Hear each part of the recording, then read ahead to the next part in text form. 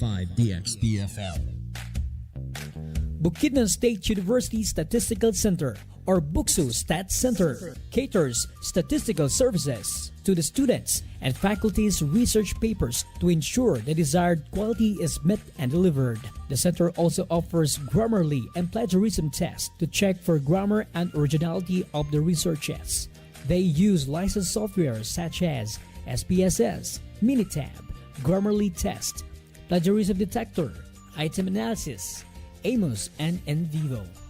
The services processing time for Grammarly 2 days, plagiarism 2 days, data analysis 5 days, and reliability 5 days. The center offers the following services for parametric tests such as t-test, ANOVA, correlation analysis, regression analysis, ANCOVA, and MANOVA. For non-parametric tests such as sign tests, Wilcoxon sign rank tests, Mann-Whitney U tests, Spearman rank test, and Kroskal-Wallis tests. They also offer explanatory data analysis such as explanatory factor analysis, confirmatory factor analysis, cluster analysis, discriminant analysis, logistic regression analysis, path analysis, and structural equation modeling.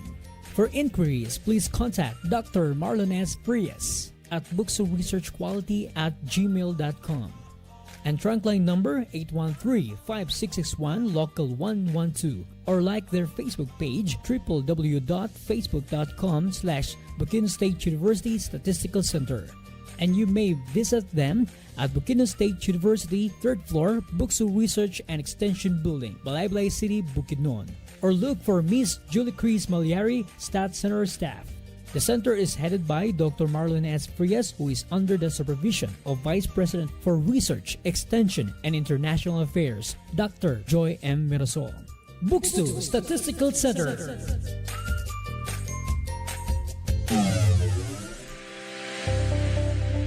Bukidnon State University is a special place for teaching and learning. Its vision is to become a premier institution of innovative and ethical leaders for sustainable development. Its mission: the university shall primarily provide advanced education, higher technological, professional instruction, and training in the fields of education, arts and sciences, public administration, information technology, accountancy, law, and other relevant fields of study. It shall also promote research and extension service and provide progressive leadership in its areas of specialization. BukSU Quality Policy.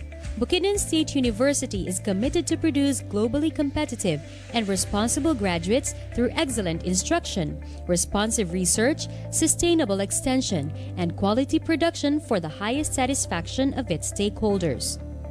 Bukidnon State University. Educate, innovate, lead.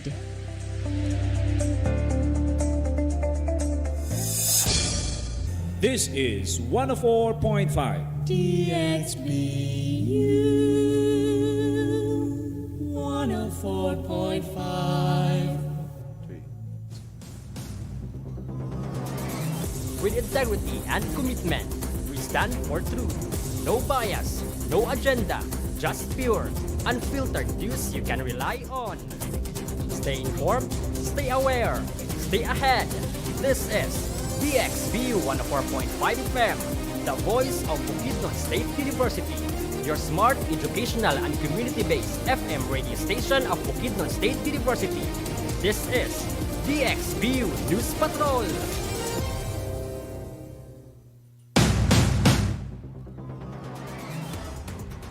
Good morning, everyone. You are listening to DXBU 104.5 FM, the smart, educational, and community-based FM radio station of Bukidnon State University. Welcome to the program. This is DXBU News Patrol, bringing the latest news from local, national, and international that matters. Good morning, Balay City. Good morning, province of Bukidnon, and good morning, Bukidnon State University. This is Kyle Christian Flores together with. Lendemi Bahal. Mosken Enta. Today is Tuesday, it's the 24th day of June 2025. And we are a proud member of the KBP or the Kapisanan ng mga broadcaster ng Pilipinas. We would like to acknowledge first the following, especially to our Smart Beginning State University President, Dr. Joy M. Merosol, and to our Vice Presidents. Vice President for Research, Extension and Innovations, Dr. Karina Juan V. Barroso. Vice President for Academic Affairs, Dr. Hazel Jean M. Abuwala. Vice President for Administration and Finance, Mr. Dante S. Victoria Jr. And Vice President for Culture, Arts, Sports, and Student Services, Dr. Lincoln B. Tan. To our DXBU Operations Manager, Engineer Manuel Chan G. Aguro. And to our DXBU News and Technical Team on duty, Sir Arturo Vincent III and Sir Miguel Luis L. Diesel. Sir Migs, welcome back. And of course, congratulations on your baby boy. Yes, Congrats. and of course, thank you so much, Sir Arturo Vincent, for assisting us as always, sir. And to our interns of our from Development Communication students, thank you so much for being here. Our teleprompter for today, Miss Glidel, and of course our alumni assistant, Miss Colette, and of course our in charge for our live streaming today, Sir Gino. Now, let's start up with our news for today. Now, for our headlines.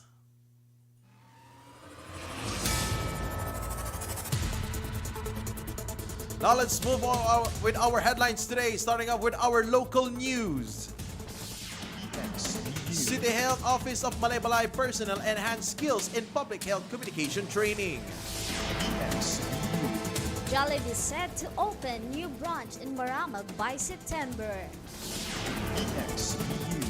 City Health Office Malaybalay holds hypertension diabetes caravan in Laguitas.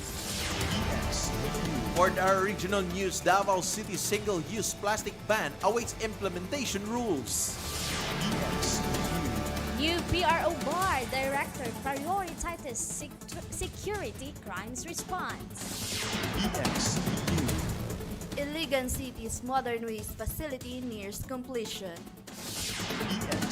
Tagum City distributes over 500 steel desks, armchairs to schools. For our national news, oil companies implements staggered price hike. Calls for stricter parental supervision after road incidents involving minors. COMELEC 6 clarification on Supreme Court's second placer rule abandonment.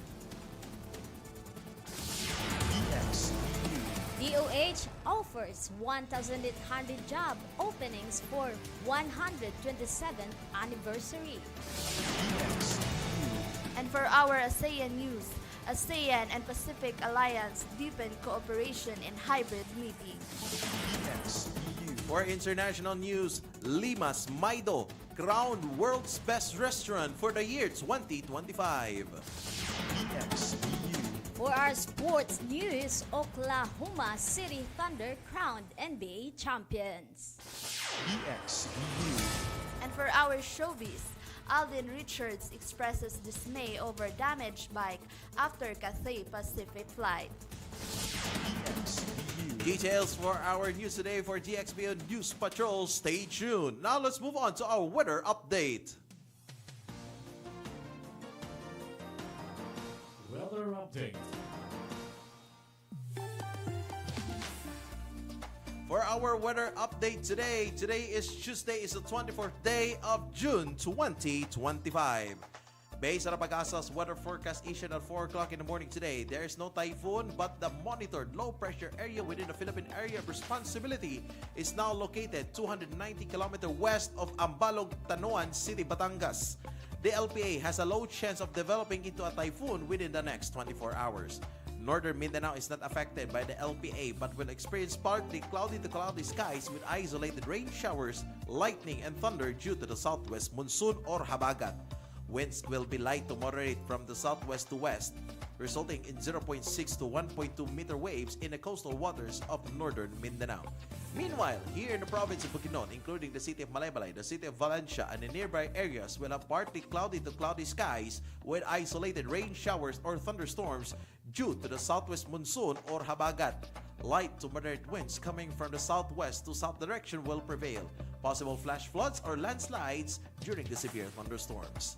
Over here in the Malaybalay City, we have recorded a minimum temperature at 2 o'clock in the morning today with 20.4 degrees Celsius and a maximum temperature at 2 o'clock in the afternoon yesterday with 28.4 degrees Celsius. Maximum related humidity recorded at 5 o'clock in the morning today with 96% and minimum related humidity at 11 o'clock in the morning yesterday at 69%. Sunrise was at 5:24 in the morning and sunset will be at 6 o'clock in the evening. That's it for our weather update. Now let's move on to our local news. BukSU. Bringing you the heartbeat of our community. Local news.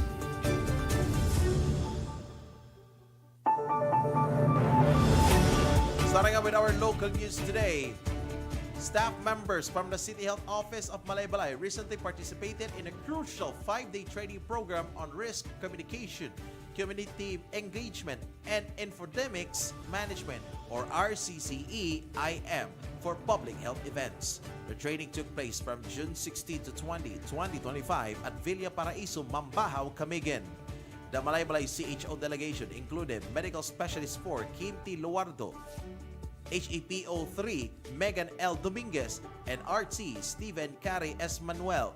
The Department of Health, Center for Health Development Northern Mindanao, or DOH-CHD-NM, sponsored the event through its health promotion unit.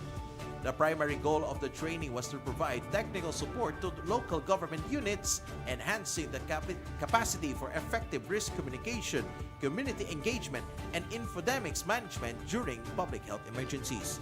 The RCCE Outbreak Readiness Training represents the first phase of the region's plan to strengthen RCCE capabilities, aligning with international health regulations and the RCCE competency framework.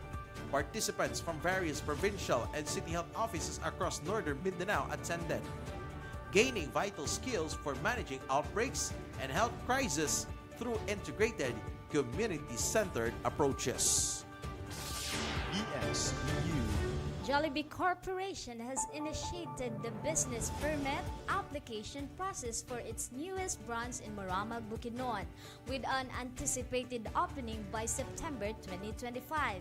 A Jollibee manager recently visited the Moramag Business Permit and Licensing Division of BPLD for this purpose, accompanied by Moramag's Business Permit and Licensing Officer of BPLO, Mr. Ruel E. Asop. The arrival of Jollibee, one of the Philippines' most popular fast food chains, is generating significant anticipation in Moramag. Its strategic location is particularly noteworthy. It will be situated at a major crossroads on the main road leading to the soon-to-open Bukidnon Domestic Airport. This prime position is expected to significantly boost foot traffic and commercial activity in the area.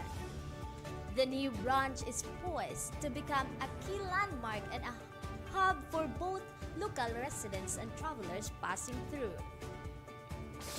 BukSU. The City Health Office of Malaybalay, through its Hypertension and Diabetes Mellitus and Healthy Lifestyle program, conducted a Hypertension and Diabetes Management Caravan 2025 at Barangay Lagitas Covered Court on June 19. The caravan was led by Rona Jean Capi, RN, City Health Office Nurse Coordinator, with the support from the Highway District Human Resources for Health. 8 barangays from the Highway District participated in the event. Dr. Ron Gerald R. Amba, RN, MD, provided essential information in the treatment and prevention of hypertension and diabetes. Following the lecture, participants received free consultation with Dr. Amba, Dr. Jude Ray Pagaling, and Dr. Melody Caye Ribucas. The caravan also offered free medication, blood sugar and cholesterol testing, spearheaded by Annabel Magdula, RMT, and City Health Office Laboratory Team. This initiative aimed to educate the community on managing non-communicable diseases, promoting better health awareness and access to services. BukSU.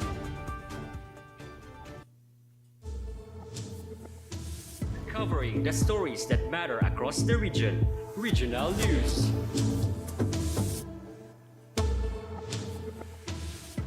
Moving on to our regional news. Davao City Environment and Natural Resources Office, or CENRO, Region 11, announced that the implementing rules and regulations, or IRR, for the No to Single-Use Plastic Ordinance are yet to be approved. City Ordinance Number 0500-21, passed in May 2021, aims to control the sale and use of single-use plastics by businesses and individuals. Engineer Lacandiwa Orculio, head of CENRO's Environmental Waste Management Division, confirmed that the draft IRR has been submitted to the City Legal Office for review. The ordinance mandates that establishments wishing to sell single-use plastic products must secure a 10,000 pesos special permit to sell. Those distributing on or using large quantities for events need a special permit to distribute at 5 peso per piece. Non-compliance could lead to fines and business closure. Establishments currently relying on plastic utensils like cutlery, straws, and cups are urged to transition to alternatives before the IRR's full enforcement. Penalties for violations range from a 1,000 peso fine or 8 hours of environmental service for the first offense to a maximum of 5,000 pesos for the third or subsequent offenses. BukSU. Police Brigadier General Jason D. Guzman, the newly appointed Regional Director of the Police Regional Office Bangsamoro Autonomous Region, PRO BAR, will focus on key security challenges in the region.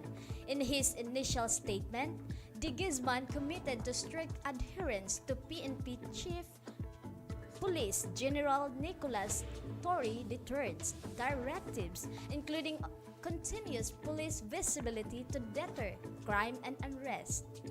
De Guzman also ordered the immediate implementation of a 5-minute response order in Cotabato City, mirroring practices in parts of Metro Manila to expedite crime incident response. He is currently assessing police staffing at each station to ensure sufficient personnel for security threats and to prevent shooting and violence. Additionally, De Guzman highlighted preparation for the first ever Bangsamoro parliamentary elections slated for October. He concluded by urging public cooperation to achieve peace and order throughout the BARM region. BukSU. Iligan City is on the cusp of a major breakthrough in the solid waste management as its new modern technology solid waste facility is nearing a completion. This facility, a partnership with Manila-based MMA Solid Waste Management Corporation, is designed to process 200 tons of waste daily at no cost to the city. Expected to be fully operational by August 2025, the facility underwent successful inspections with the partial machine testing slated for June to July 2025. This project aligns with Mayor Xiao's vision for a more sustainable solid waste management program in Iligan. Complementing this, the city is always developing a proposed landfill in Pugaan with road right-of-way negotiations and engineering design currently underway. Iligan has also acquired 10 new garbage dump trucks. The city emphasizes the waste collection and segregation at the household level, mandated by RA 9003, remain the barangay's accountability, with collection occurring at barangay material recovery For the first time in decades, barangay have received their share of garbage fees. An Environment Police Eco Warriors team has also been activated. The city calls for full support from all residents and barangays to ensure the program's success. BukSU. The local government of Tagum under Mayor Ray T. Oy's Project CO Care for School Chairs program continues with initiative to distribute armchairs, desks, and other furniture to public schools. This effort is part of the Balik Eskwela Back to School program this June. Over 500 steel desks and 160 armchairs, along with the kiddie chairs and teachers' tables, have been allocated to various schools. Beneficiaries include LA Filipina Elementary School with 90 steel desks, Visayan Village Central Elementary School 120 steel desks, Luis Lina Elementary School 80 armchairs and 50 kiddie chairs, and San Agustin Integrated School with 80 steel desks. Other schools receiving new furniture are New Balamban Elementary School with 80 steel desks, Pandapan Integrated School New Balamban Extension 50 steel desks, Laurita National High School 80 armchairs, Tagum City National High School with 37 steel desks and 1 teacher's table, and Florentino El Catalan Elementary School with 61 steel desks. The city anticipates more distribution through the program. BukSU. From coast to coast, national news.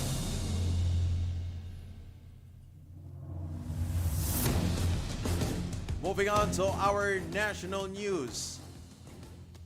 To our motorists, please beware. Oil companies have begun implementing staggered price increases starting June 24, following the Department of Energy's call to mitigate the impact of an anticipated significant hike on consumers.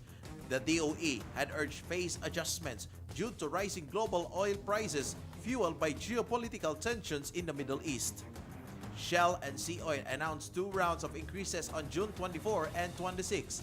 Diesel by 2 peso and 60 centavo per liter, gasoline by 1 peso and 75 centavo per liter, and kerosene by 2 pesos and 40 centavos per liter.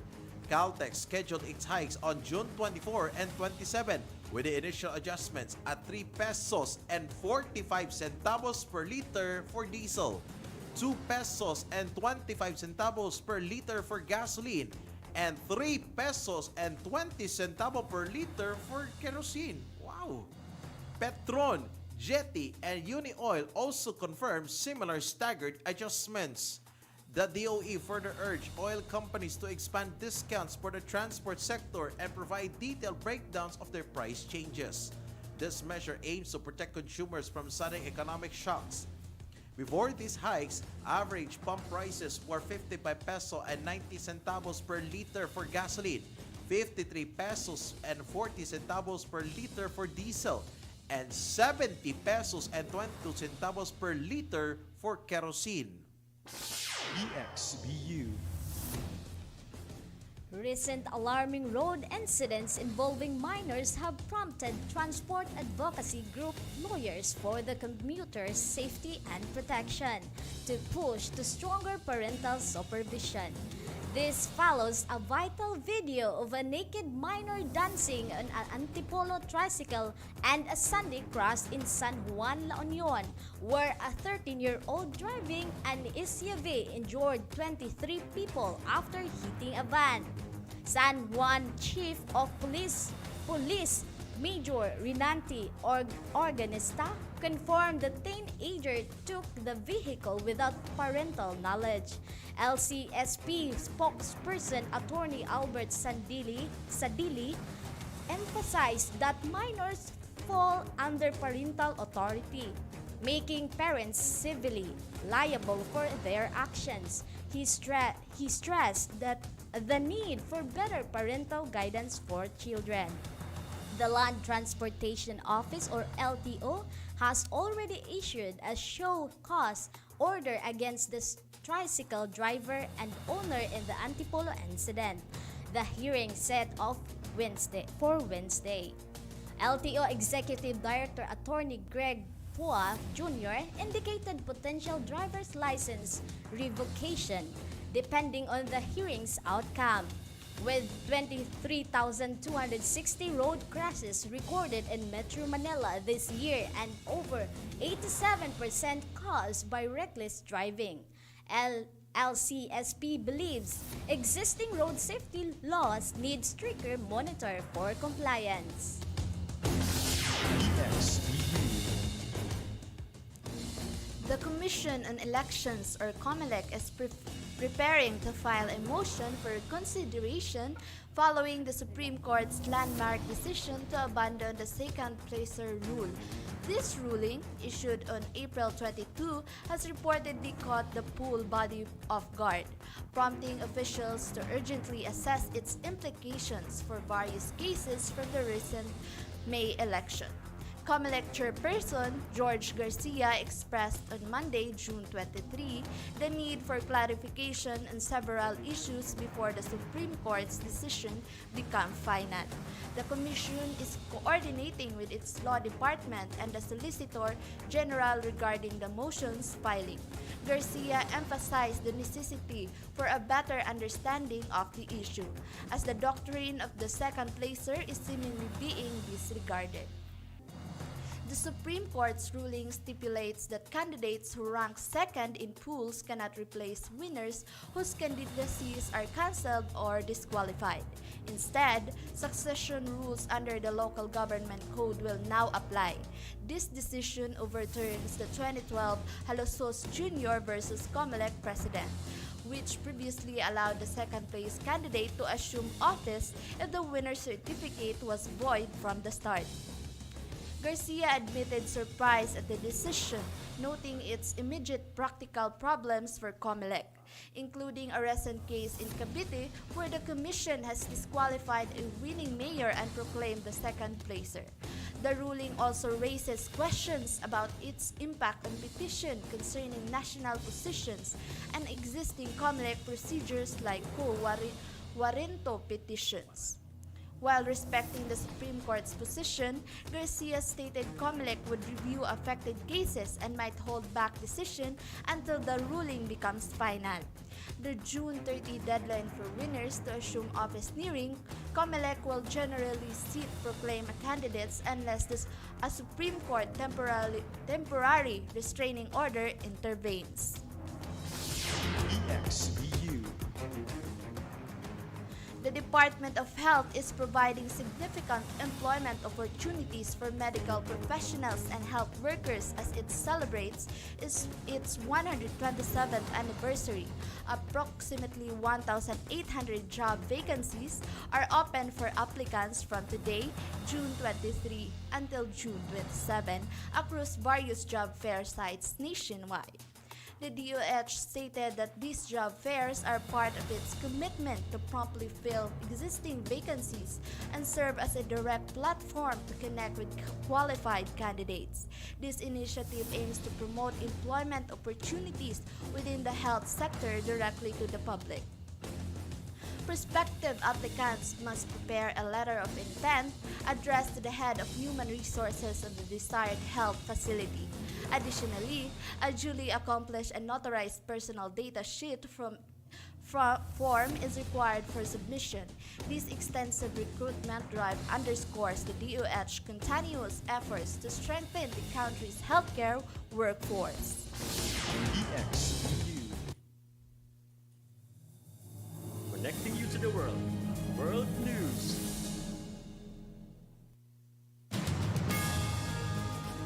Moving on to our ASEAN news.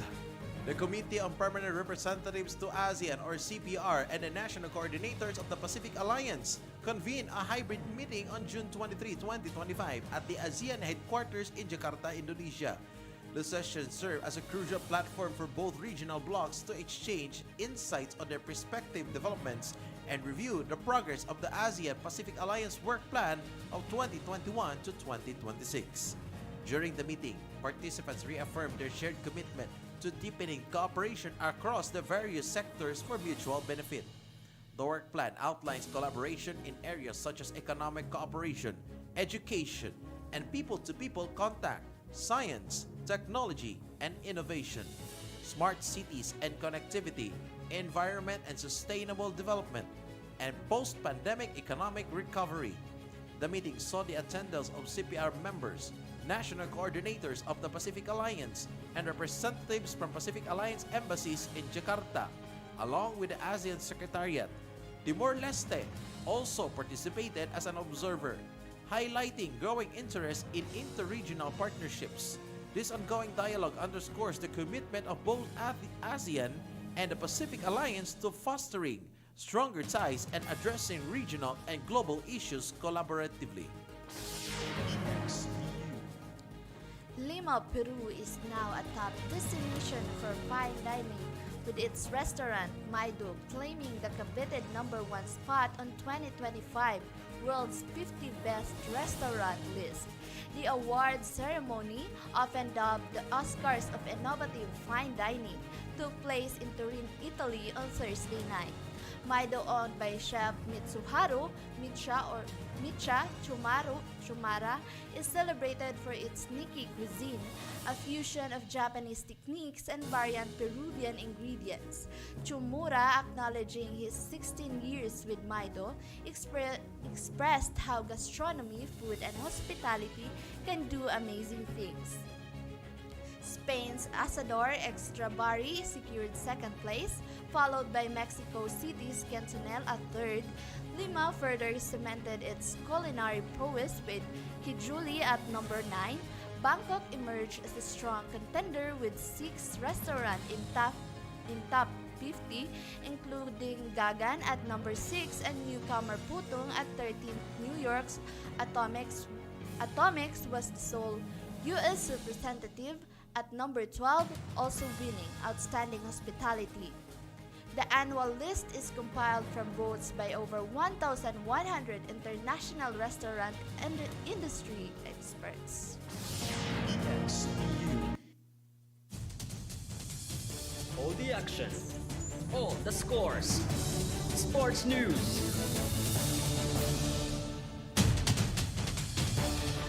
Now for our action for our sports news. Finally, the Oklahoma City Thunder have clinched their first NBA championship, defeating the Indiana Pacers with a score of 103-91 in the thrilling Game 7 of the NBA Finals on Monday morning in Manila time. Regular season MVP Shai Gilgeous-Alexander delivered a spectacular performance with 29 points and 12 assists and 5 rebounds, earning him the Finals MVP award. Jalen Williams added 20 points and Chet Holmgren contributed 18. "It doesn't feel real. We deserve this," said a jubilant Gilgeous-Alexander. The game was tight at halftime with Indiana leading 48-47, but the Thunder ignited a crucial 20-2 run in the third quarter to seize control and never looked back. Indiana's efforts were hampered early by an injury to star guard Tyrese Haliburton, who left in the first quarter and did not return. Benedict Mathurin stepped up for the Pacers with 24 points and 13 rebounds. This marks the first Larry O'Brien trophy for the Oklahoma City franchise since its relocation from Seattle in 2008. The championship caps a remarkable season for the young Thunder squad, signaling a bright future ahead.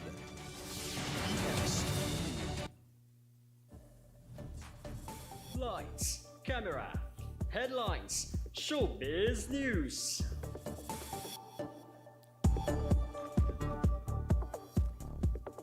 And let's move on to our showbiz news. Actor Alden Richards took to Instagram on Monday, June 23, to express his dismay after discovering a fracture in his bike frame, which he attributed to his recent flight with international airline Cathay Pacific. He also reported that his bike bags and bike rack were unloaded upon his return to the Philippines.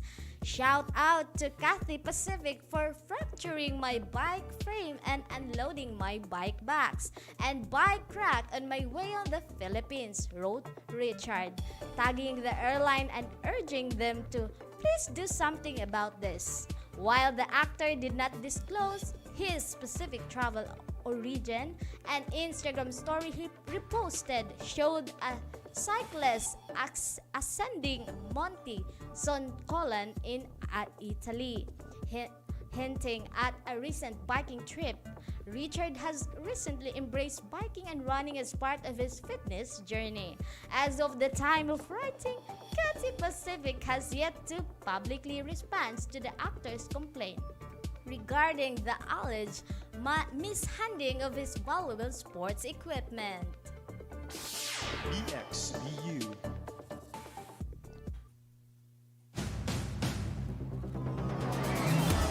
Time check right now, it's 11:07 in the morning, mga higala. And of course, this is the DxBU News Patrol. Of course, mga partners, no, if you have any broken, if you have any broken things or any, siguro, what your favorite things that is broken, what will be your reaction be? Probably. Do you have any favorite things that you have? It depends, It depends. partner. Ah. If depends. Okay. For example, usually we're holding our mobile phones, our cell phones. So probably if it is broken, what would be your first reaction? Annoyed, of Annoyed. course. Why annoyed? It's your favorite, especially if it's your favorite thing and you're caring for it so much and someone just ruin it. Of course, you'll be annoyed. Oh, you're annoyed, not disappointed or or sad or Yeah, cried. you'll be annoyed, and of course, you'll be sad. Okay. How about your partner? For me, I will be asked the one who broke my phone if what happened and what is the origin of this? Why is it muna siya. What happened? What happened, Bella? Is that it? What happened, Bella? What happened to my phone? What happened to my phone? Why did you do this? Sana. Can she be an actress soon? Maybe Maybe this time. maybe this time. Anyways, we have an announcement before we go, mga higala. Attention to the aspiring applicants for graduate program entrance test. Woo! Entrance exam. I don't know.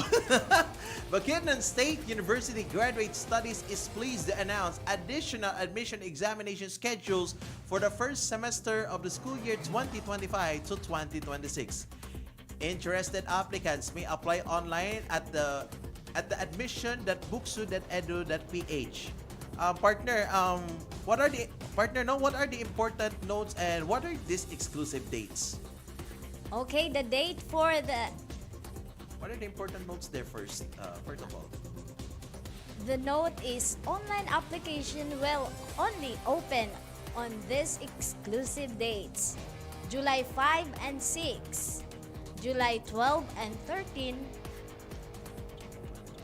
2025. Okay. Partner, is it possible for an applicant to go in person? It is possible to go in person on July 19, 2025 at 8 a.m. and 1 p.m. at BukSU Auditorium. All right, and of course, the requirements there are the following: soft copy of a 2x2 ID picture, scanned copy of the transcript of records or your TOR, scanned copy of the honorable dismissal, and a payment of admission exam fee with 675 pesos. We look forward to welcoming you to our diverse and dynamic graduate studies community. Take note that this is for the graduate studies, of course, or people who are graduating for college can now apply for the graduate studies. Thank you so much, mga igala, for tuning in and for our live stream on Facebook on DxBU 104.5 FM and to our YouTube channel DxBU 104.5 station. Please like and subscribe, mga igala. And now that's a wrap for today's news. But before the end of the program, you can visit the DXBU for your public service announcement. You may visit the DXBU Panawagan Center located on the 4th floor at the College of Technologies building, Bukidnon State University, 40th Street, Malaybalay City, Philippines.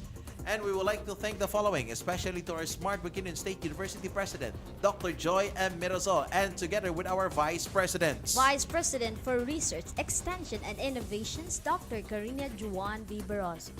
Vice President for Academic Affairs, Dr. Hazel Jean M. Abuela. Vice President for Administration and Finance, Mr. Dante S. Victoria Jr.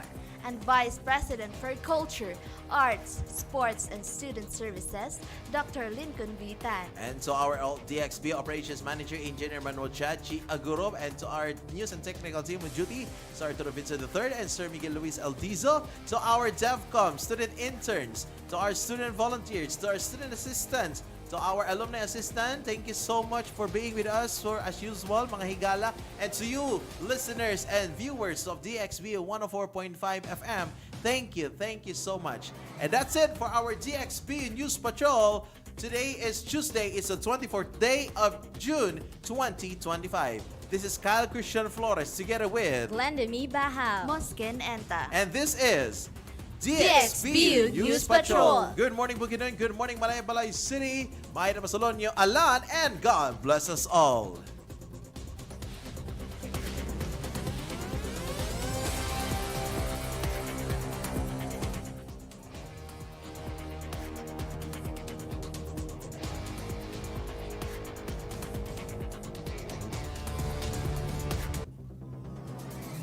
With integrity and commitment, we stand for truth. No bias, no agenda, just pure, unfiltered news you can rely on. Stay informed, stay aware, stay ahead. This is DXBU 104.5 FM, the voice of Bukidnon State University, your smart, educational, and community-based FM radio station of Bukidnon State University. This is DXBU News Patrol. This is 104.5